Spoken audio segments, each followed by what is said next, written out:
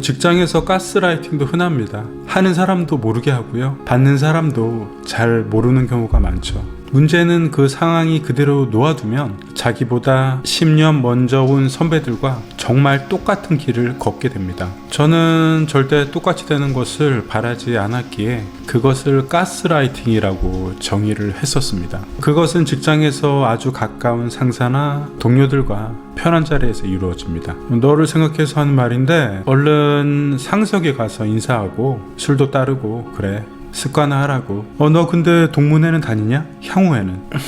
너 김이사님 알지?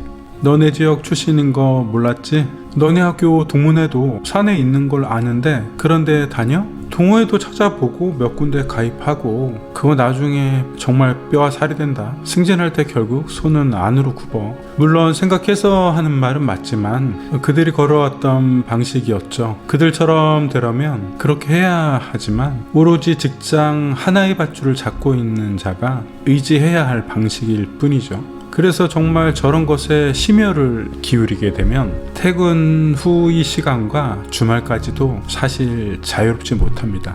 어느 술자리 2차에서 한창 골프 이야기를 하다가 너 좀 치냐? 안 친다고? 빨리 배워. 요즘 골프 해야 돼. 뭐 했냐 아직까지? 이런 것도 많이 듣던 말이었죠. 사실 저는 그 시간에 재테크를 했습니다. 또한 골프란 스포츠 자체를 부정하는 것은 아닙니다. 물론 잘 치면 폭넓은 기회를 주는 옵션이죠. 다만 그러기에는 레슨이나 라운딩 비용이 높고 또한 써먹을 만큼 실력을 끌어올리는데 정말 많은 시간이 들어갑니다. 그런 시간과 기회비용으로 해야 할 더 중요한 것들이 있어서였죠. 사실 직장에서 10년 안에 경제적 자유를 이루기 위해서는 골프라는 스포츠는 적합하지는 않습니다. 하지만 그런 가스라이팅에서 벗어나는 것은 처음에 매우 힘들었습니다. 뒤처진다는 위기감과 또 직장에서 승진만 보게 되면 더욱더 위로 갈수록 분명히 도움되는 것들이었죠.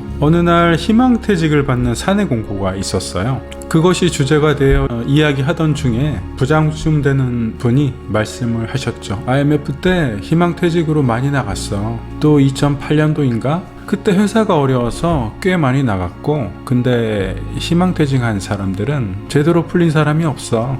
쉽지 않아. 나가면 정말 쉽지 않다. 이 역시 신입사원 때 꽤나 듣던 말이었습니다. 물론 틀린 말은 아니죠.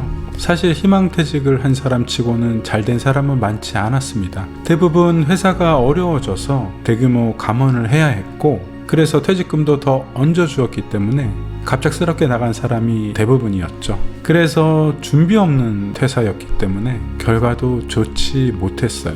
그러나 직장인의 자유의지 면에서는 분명히 가스라이팅이라는 생각이 듭니다. 그러니 오로지 직장 안에서만 버텨라.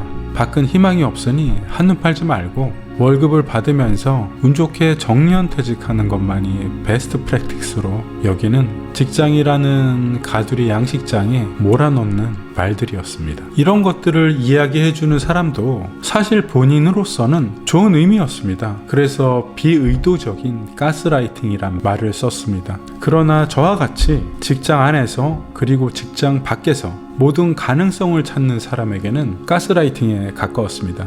저 역시 멋 모르던 신입사원 때 저런 말을 정말 잘 받아들였었어요. 제겐 가스라이팅이 되었었습니다. 그래서 오로지 직장의 루트에 전념을 다하다 보니 할 것이 정말 한두 개가 아니었습니다. 사실 모든 것이 경쟁 구도잖아요. 자신은 거기에서 늘 앞쪽에 서려고 했고요. 문제는 이런 치열함 속에서 다른 것들은 신경 쓸 겨를이 없었죠. 그 사이에 집값은 어느새 억 단위로 오르고 전세값도 오르고 오른 월급과 저축한 적금은 고스란히 전세금을 증액해 주는 것에 다 쓰여졌고요. 심신도 소모가 되어 갔습니다.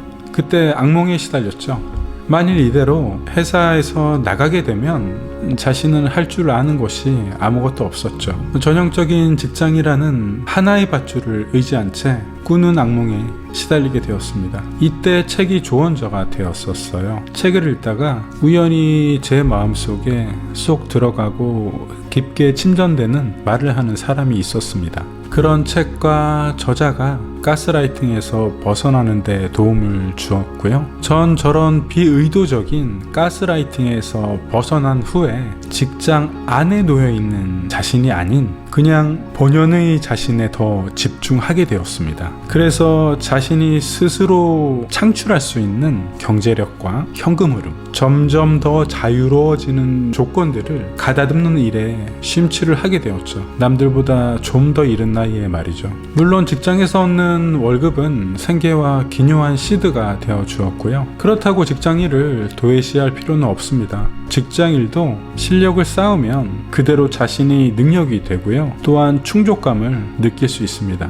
다만 문제는 일 외적인 것들이 너무나 많습니다. 그런 것들은 제거해야 합니다. 앞에서 말한 가스라이팅 같은 지연이나 학연, 사모임, 인적 네트워크를 위한 동호회 활동이나 골프까지 이런 것들을 추가적으로 빌드업 하려면 업무 시간 외에도 대부분의 시간을 할애해야 하는 것들이죠. 또한 이에 수반되는 저녁 술자리와 주말 모임, 경조사 추가되는 것들이 아주 많죠.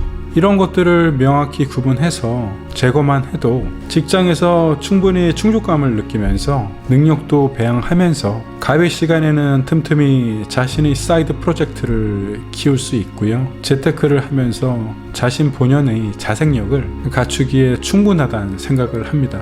이런 것들은 스스로 가스라이팅에서 벗어나야 가능한 일들이죠. 주변을 둘러보면 생각보다 제가 앞에서 말한 개념을 가스라이팅이라고 인식하는 분들이 그렇게 많지 않습니다. 그저 직장에서 괴롭히는 것이 가스라이팅이라고 생각하지만 저는 그만큼 위험한 것이 오늘 제가 말씀드렸던 비의도적인 가스라이팅이라고 생각합니다. 왜냐하면 그것은 자신의 미래를 옥죄기 때문이죠. 그것에서 꼭 벗어나시길 바랍니다. 진정한 자유를 얻길 바라고요. 공감하셨다면 구독과 좋아요도 부탁드리고요. 끝까지 봐주셔서 감사합니다.